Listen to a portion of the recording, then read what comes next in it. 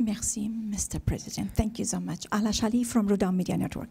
Mr. President, سپاس جنابی سەرۆک من ئاڵا شاڵیم لە تۆڕی میدیای ڕووداوە چەند پرسیارێکم سەبارەت بە ڕۆژهەڵاتی ناوڕاست هەیە. وەک ئاگادارن هەڵبژاردننی ئەم جاری عێراق لە دۆخێکی گۆڕاوی ناوچەکەدا دەکرێت چاوەڕێ دەکەن هەڵبژاردننی ئەم جاری عێراق جیاواز بێت و چاوەڕێی چی دەکەن لە بەرپرسانی عێراق لە دوای هەڵبژاردنەکە.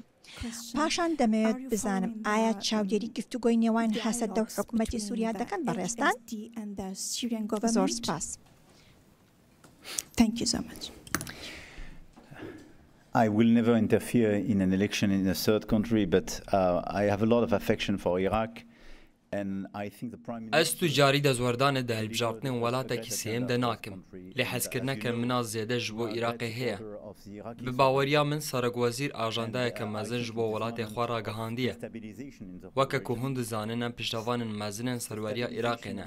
Bi baweriya min divê demê de ku nearamî li herêmê heye, aramiya Iraqê û rêzgirtina li serweriya Iraqê stûneke pir giring a aramiya tevahiya herêmê ye. The agreement between the Syrian Democratic Forces. Derbarê rêkeftina hêzên Sûriya Demokratîk û hikûmeta Sûriyê de bi baweriya min ev gaveke pir giring e.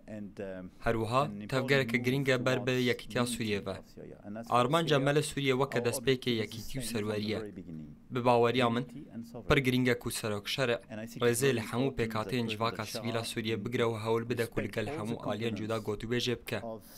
Hêzên Sûriya Demokratîk roleka pir giring di şerê li cî komên terorîst de heye û giring e ku ew rêkeftin hebe da ku yekîtiya welat bêheztir bibe. Very important role to fight against terrorist groups, and it's very important to build this reconciliation in order to strengthen the unity of the nation. جنابی سەرۆک پلانتان هەیە سەردانی عێراق؟ I do plan to visit. Di plana min de heye ku îsal serdana Iraqê bikim.